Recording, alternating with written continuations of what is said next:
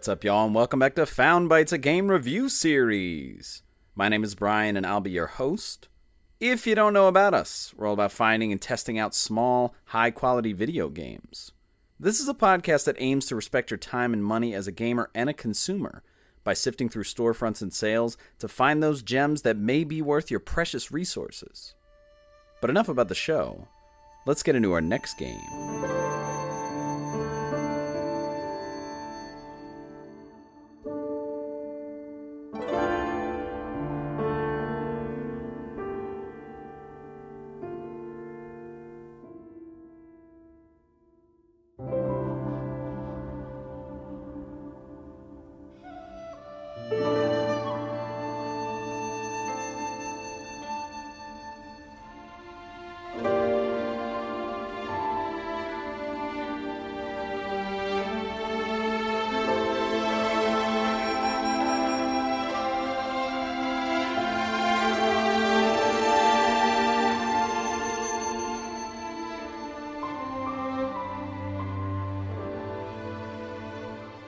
Nine Souls is the game for this week's episode.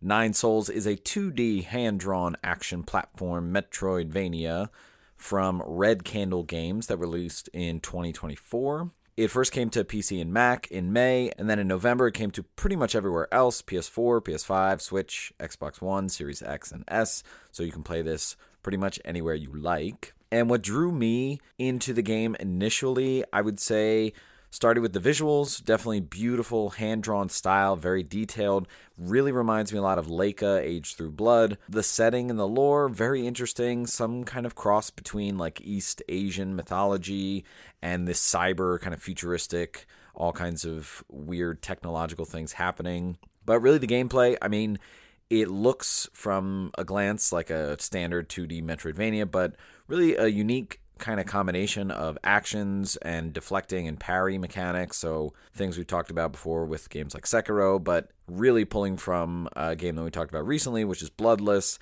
but a little more than just deflecting. There's a lot of different combos that go on. The more I play this game, the more depth I see and the more satisfaction I get from just doing combat, traversing. The game released with an MSRP of $29.99. I got it on sale on PS5 for $23, and it looks like it is about 20 to 30 hours in terms of how long it takes to beat, and that would vary in terms of the depth that you're going through or the difficulty that you choose and how long different things will take, as well as sort of if you're a completionist. I've put in about 10 to 12 hours, somewhere in that range. I'm being super thorough. I'm definitely not even halfway through the number of bosses or main story things I need to do. I'm really soaking it in as I play through, being super deliberate. The game will have a physical release. I saw an announcement that it's coming to Fangamer. They're doing a Switch physical release.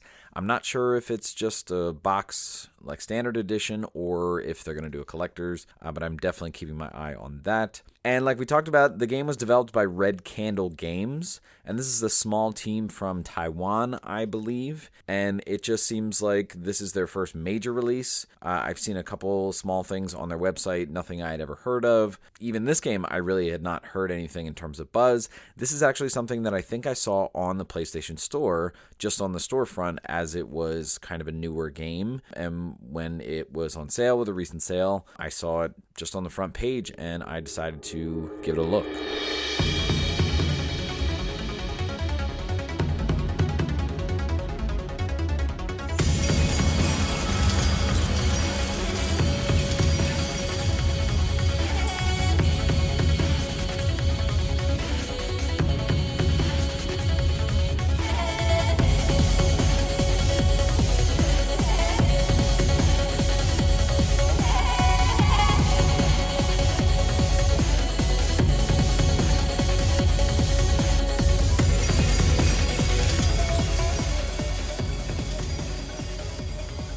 Alright, let's talk gameplay for Nine Souls. So like I said, 2D Metroidvania, a lot of things that you would expect. So some of your basics, it's 2D, you're moving left to right. You have a jump mechanic. You can jump up through things, down through things, whether it's stairs or platforms, things like that. As you jump towards something that has a ledge, there is ledge grabbing.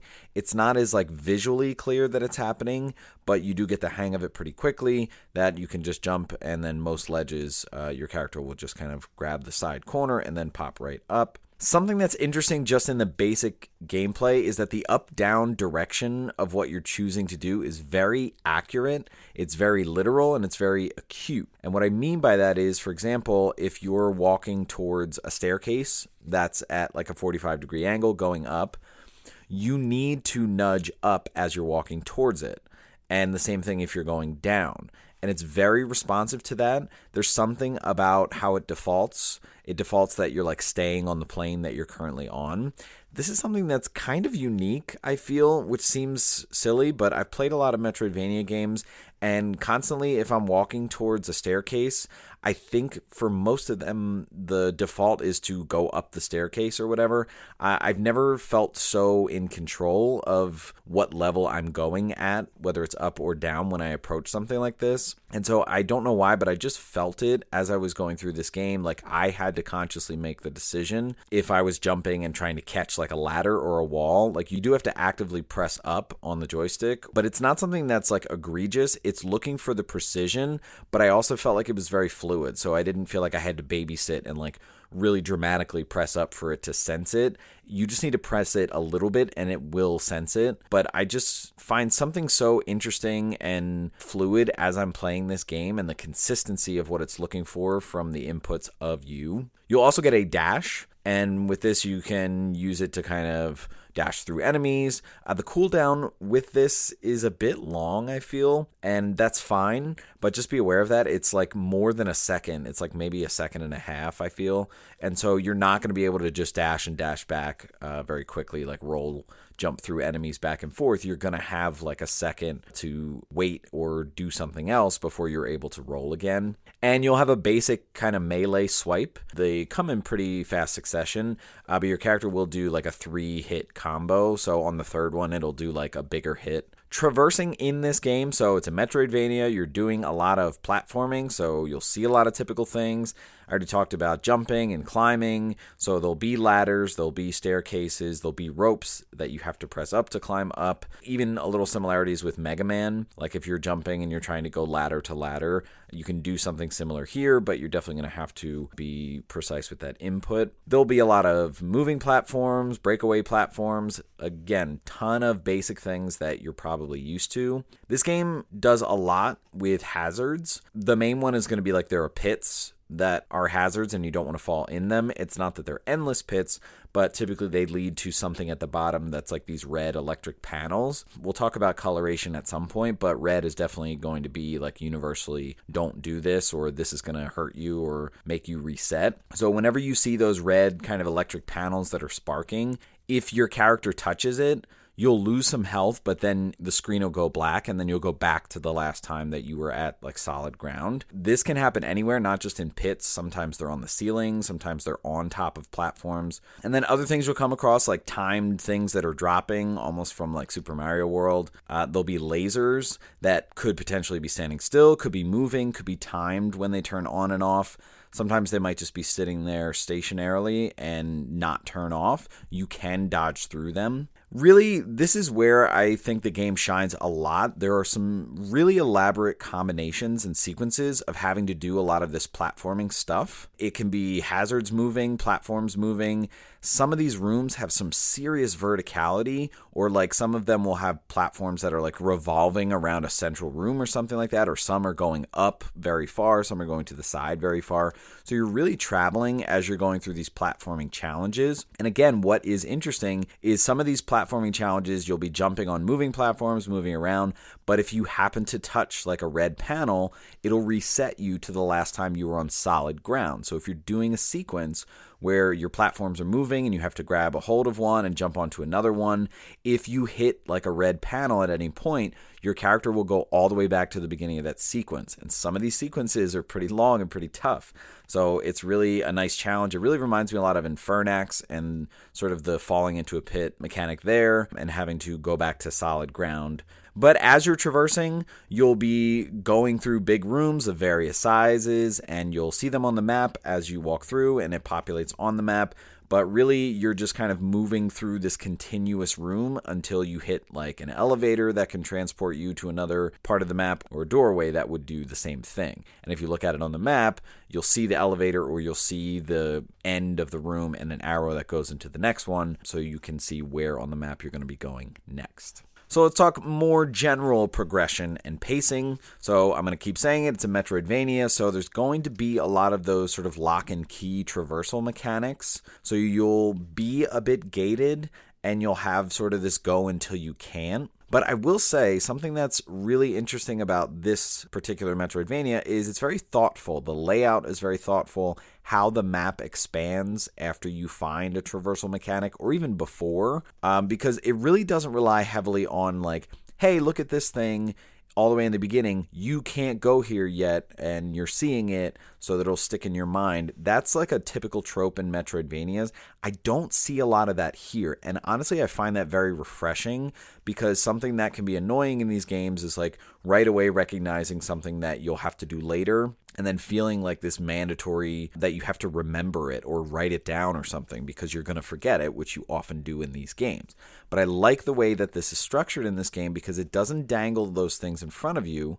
And if for some reason you happen to need to go and backtrack or something like that, there's really not that many places in the past that you've gone. So it kind of has this strange linear feeling, even though once you get a mechanic, you can really explore a lot of things around you. Often it'll just be something that is near where you got that mechanic, where it's like, oh, okay, now I can go in this direction. But it's not something that makes you go all the way back to the beginning and try to find everything. It's very kind of localized where you are, and I really appreciate that.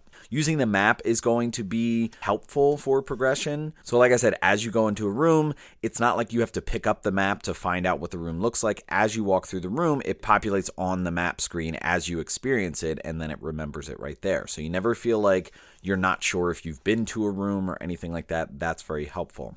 There is often a main quest going on, but it's never really shown to you. Sometimes the map will have sort of like an event marker if you've been to the room before where the thing is going to happen. But otherwise, I feel like in terms of just direction, it's kind of vague, and sometimes you have to listen to the dialogue to make sure you know where you're going. I was never truly lost, but I will say in general, the direction that you're going or what you need to do feels kind of aimless. But I was never overwhelmed with like, oh, do I go in this direction or this direction? Like I said, how the map or where you're able to go unfolds is not really giving you too many forks in the road. Often it feels like there's really only one way to go, or a general direction, and then as you go there, it might split off, but more or less you're in the area that you need to be. The main objective in the game is going to be to find the 9 souls, and each one of these is going to be at a boss area where pretty much you'll have to fight something and then retrieve it kind of in a room near it. I am about halfway through. I've gotten, I think, 3 or 4 of these. I'm less than halfway through, but I'm really taking my time, as I said.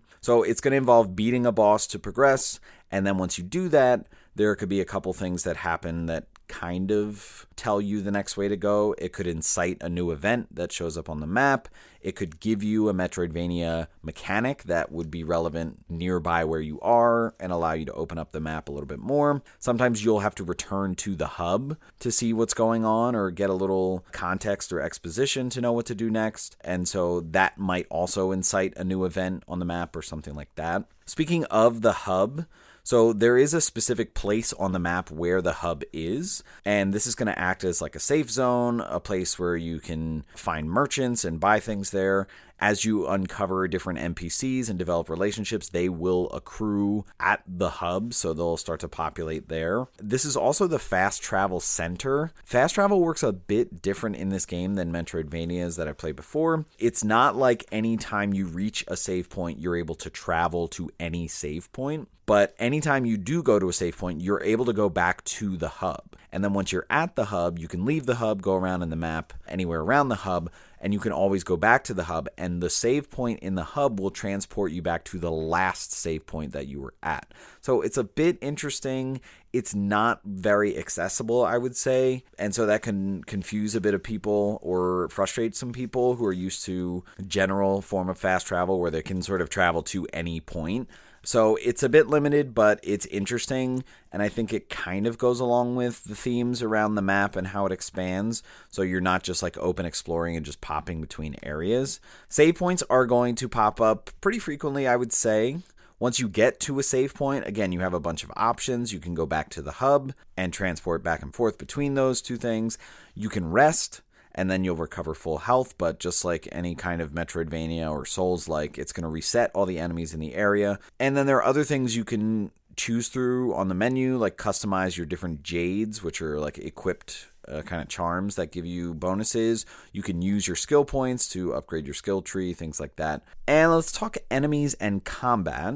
So anytime you are outside the hub, it's possible that enemies are roaming around that you could run into. And again, if you rest at a save point, they'll reset. So you'll find them a lot. You'll see some variety. I would say not a ton, but certainly different categories that will have more advanced forms. A lot of them are going to be like humanoids that at least look like humans. They're kind of robot soldiers. But then you'll see like these little small roving things that are on the ground and may cause havoc in other ways. And then you'll come across bigger versions of humanoids as well as bigger machines that might do some interesting mechanics. And these are going to vary in terms of what they can do. Melee, ranged, move fast, move slow, big guys, small guys, and a lot that have sort of unique movesets that maybe some of your mechanics would have to deal with especially. And then you'll come across a lot of bosses. A lot of them you're going to find just sort of roaming around, not with like a particular arena, but when you go to it, you know, a health bar pop up, and a lot of these that are roaming are just like bigger versions of enemies that you've seen before. So not too crazy, although a lot of these did give me trouble, certainly. But the main quest bosses, like the different souls that you have to beat, or the bosses that are at these locations that unlock the souls, these are going to be in like closed arenas, and these are going to have very unique mechanics, have some platforming involved, multiple phases at times, and these are going to be really interesting fights. I really enjoyed a lot of these boss fights. So let's talk combat in general. So like I said, you have a melee slash, and you can do a 3-hit combo where your last hit does a ton of damage. Not that much, but enough to kind of pepper here and there. You have an interesting mechanic with parrying. So anytime an enemy is attacking you or is rushing at you, and they don't have any kind of colored thing, they might have like a white sheen or like a silver kind of sheen on like their sword as it's coming down. These are attacks that you can parry. If an enemy attacks in red, and this is right in line with a game we did recently, which is Bloodless, you have to avoid these attacks. You can't parry these. And so you're looking to see the different combinations of enemies. They're not going to just repeat the same combos. They're going to do different things, which is kind of refreshing and nice, but a bit challenging. So you're looking to parry those normal attacks. When you do parry it, you'll have sort of some tokens up in the top left corner. These are your key charges. And so when you parry an attack, you get 1 charge. And you will have a max. You start with a max of 2. So once you get 2 key charges, if you keep parrying enemies, you won't get more key charges. Once you have key charges, what you can do is use them. And what you're doing is, if you're standing next to an enemy, if you hit the button, which on PlayStation would be R1, what happens is your character will kind of swipe across, almost like they're dashing across the enemy, and they'll put like a talisman or a mark on that enemy. While that's happening, if you hold that button, it'll detonate that talisman or that mark, and it'll do a ton more damage than your swipes will do. And so you're kind of going back and forth between swiping at enemies to try and damage them, waiting for them to attack, parrying their attack, accruing these talismans as key charges, and then using them to detonate things on enemies and doing more damage. All the while, a lot of these enemies are doing pretty crazy combos. Sometimes there's not a lot of room to breathe, so you have to dash through, and maybe, you know, while the enemy's attacking on one side, you have to kind of take a breath. But there are such an interesting number of combinations that you can do. It's interesting because the mechanics and the pace of doing it can vary depending on what you feel stronger with. So you're going to see a lot of aggressive enemies, and you might want to dash through them and chip away on the other side.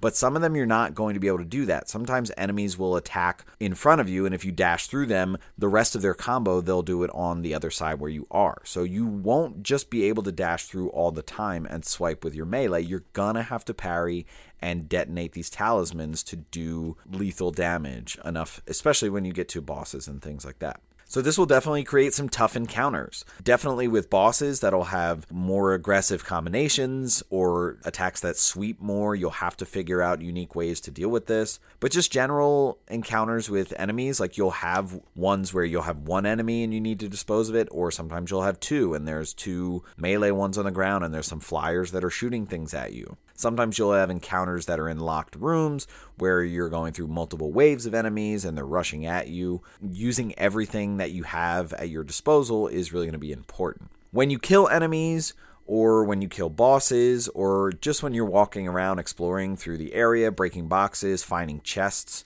you're going to get rewards for things. And most of the time, your reward is going to be this currency. So anytime you break boxes, you're going to find like one or two of this currency. For killing some of the bigger things or the bosses, you will get upgrades to some of your things. You'll get these jades, which we'll talk about in a second.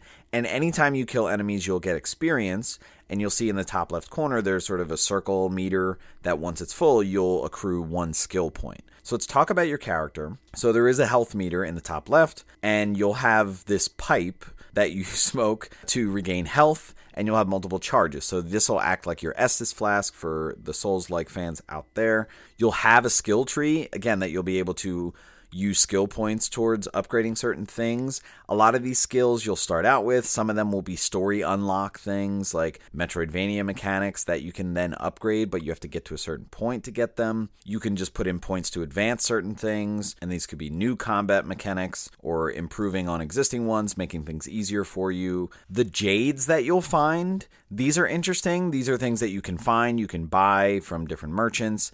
These sort of act like badges from like my Paper Mario fans out there. So things that you can equip that'll give you bonuses or benefits. So one interesting one that I found pretty early that I still use is that anytime you apply one of those talismans or marks that you got a key counter for to an enemy, it like briefly paralyzes them when it's applied. So you can hold it so that they'll detonate and they'll get hit and they won't just turn around and attack you. And you'll find these a lot. You can assign them. You have sort of like a maximum that you can fit, and each one will take up a different number of spaces. So some might take up 2 spaces, 1 or 3, and then so whatever your max is, you can fit any combination of the jades that you have and equip them at the same time.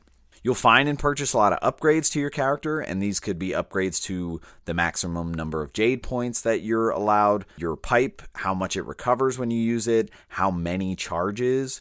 Your max health can be upgraded, so you'll find a lot of these. You'll be able to buy a lot of these, and so I just like that there's a plethora of this, things that you can upgrade, as well as your ability to either find them or purchase them. And in terms of accessibility, there are difficulty options at the beginning of the game.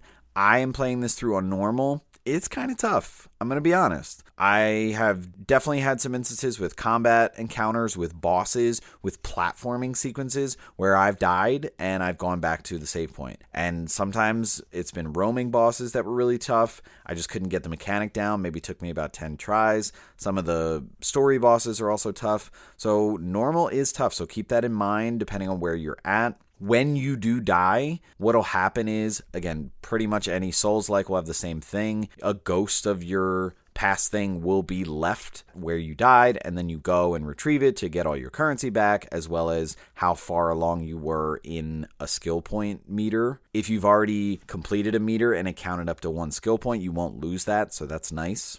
The map is super helpful, I find, for a lot of things. It's good for tracking collectibles. At a certain point, you'll be able to get more data on different area maps and how much you've collected in there. So that's helpful. The visuals of the map, you can kind of zoom in and zoom out to see what areas connect, which is nice. Fast travel is a bit limiting, but I'm okay with it.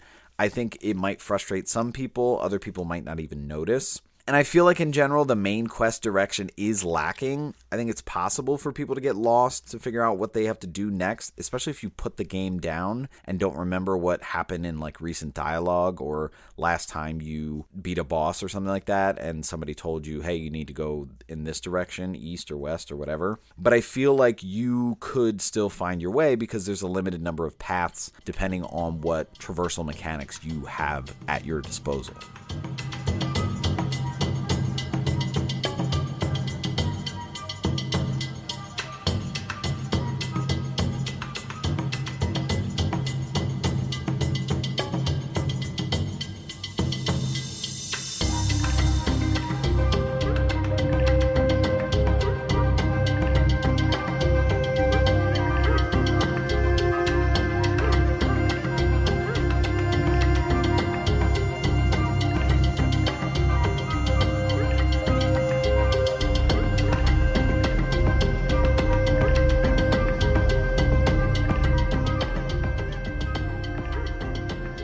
All right, let's talk about the vibe of Nine Souls.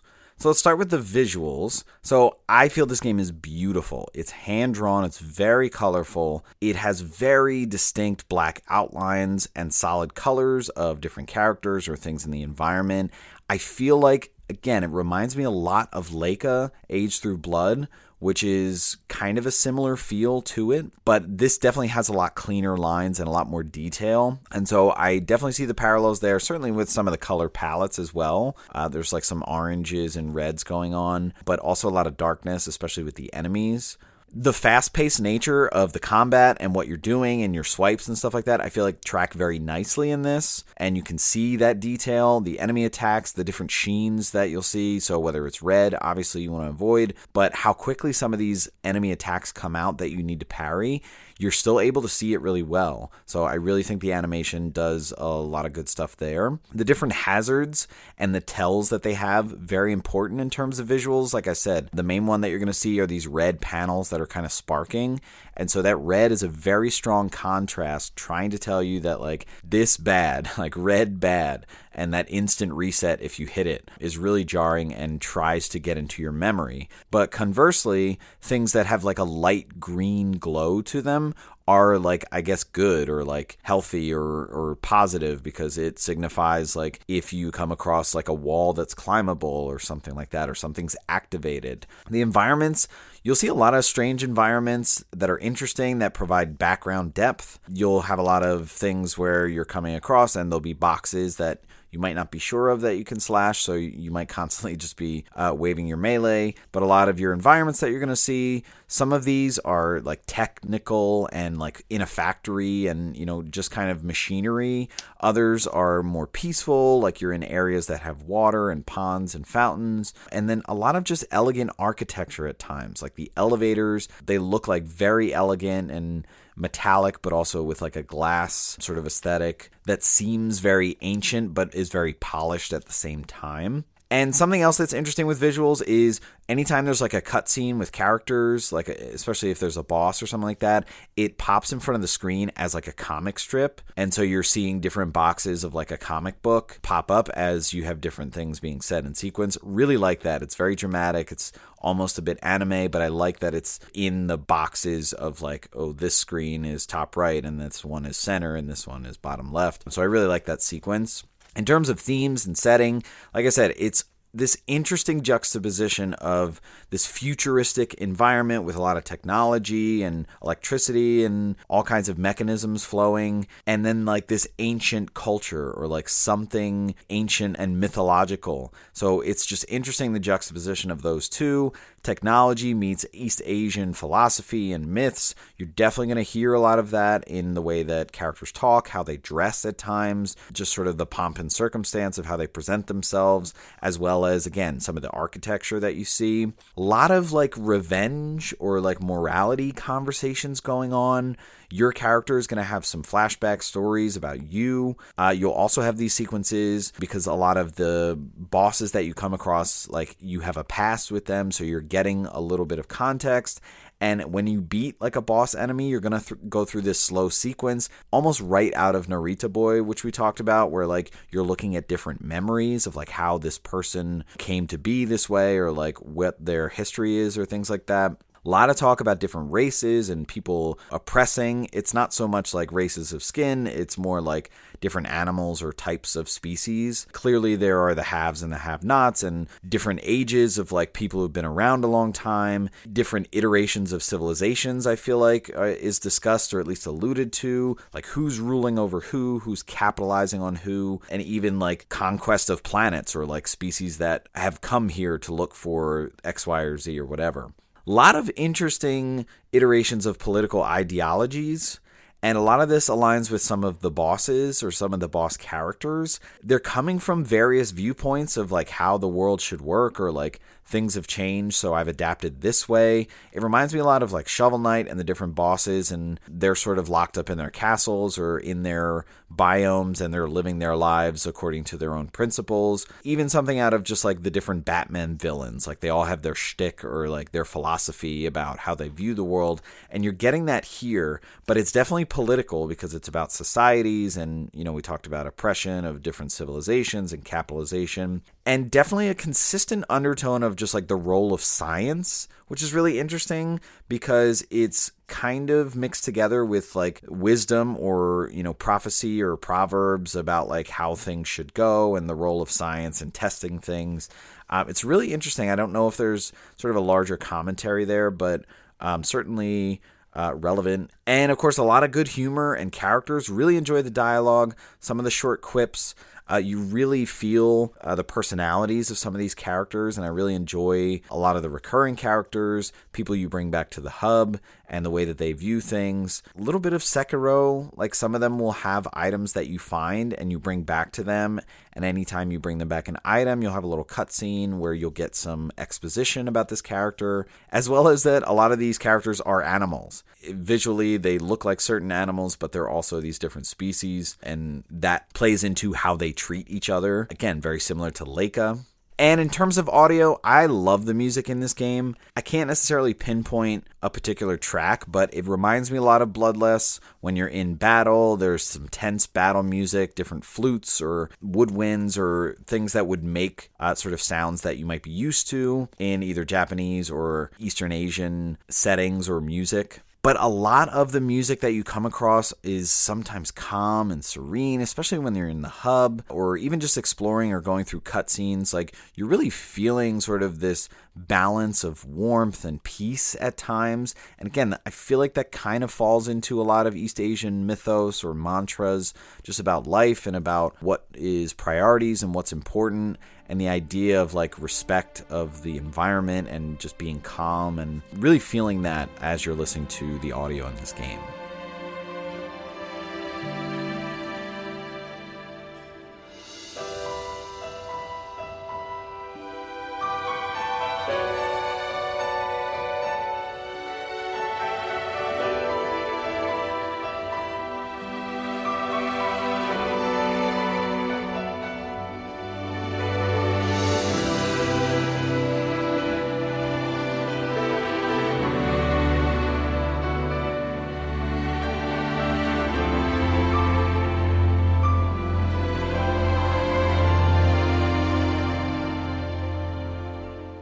All right, let's wrap up the conversation about Nine Souls. I gotta be honest, I feel like this is a top-tier Metroidvania experience. Whether it's because of the different lore or the culture or just the gameplay, I just feel like the level of quality here is really superb, and the more I get into this game, the more I just appreciate it.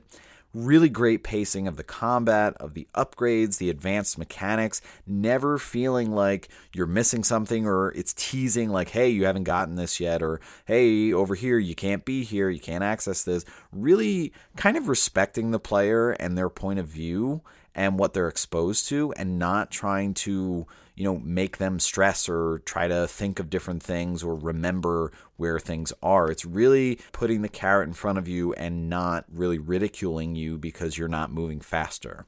I genuinely feel like this game is linear, but it definitely feels open. The rooms in general feel very open. You never feel cramped in these rooms, but you're free to kind of see areas as you get a new mechanic or open a new door. But overall, there's really only one direction to go. And so I feel like it masks that linearity pretty well and makes you feel like you can kind of explore, which you can, and you may encounter like some collectibles, but nothing like crazy that you're missing or need to backtrack for. And a great unique combo of combat mechanics. I think it's interesting. I mean, we've definitely seen combat mechanics that do parrying, but a combination of parrying that is so vital that just leaves like an interesting timing aspect with how you're pacing your combat, how you're avoiding getting hit, and you're getting at the enemy. In terms of value, I think $30 is tough for a game like this. I see the value, but I feel like most people won't. $30 is a steep price, and I think if it went for an MSRP of $25, it would make a difference. And we've certainly looked at games at similar price points, of similar quality. I think of like a Hat in Time being $25. I think there's no reason that this game can't be an MSRP of $25 as well. But I think a sale for about around $20, a little less, a little more, is the sweet spot. I pay $23 for this game. I feel like that's a great deal for me. But overall, I am really impressed and hooked with this experience, and I will continue this. I'm only about 10 to 12 hours in, but this is a game that I definitely will keep as like my number one game that I'm playing now until I get all the way through it. But I highly recommend this game for everyone, especially if you're a Metroidvania fan. I really feel like there's a lot of interesting things here that you may have not seen before, or just interesting combinations that can really kind of tickle at what you like. So I highly recommend this game. All right, that's going to wrap it up for this episode. Stay tuned for our next episode to see what new game we found for you.